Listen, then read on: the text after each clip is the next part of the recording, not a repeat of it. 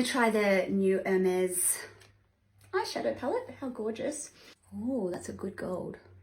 Khaki sort of toned grey. So we're going to do that over the entire lid. And then I'm going to go for the deeper colour, which is like a midnighty. Ooh, it's dark already. It does sort of bring your eyes out, similar to the blues. This would be great for green eyes, this palette. Not something I would normally do, but hey. Soften here, soften underneath. Radiant foundation by NARS. Now I'm going to try the Dolce & Gabbana mascara, just because it's that kind of day. Well, that's good. Because you need a really strong mascara when you're going to do a strong eye like that. Will this Dolce make me look washed out?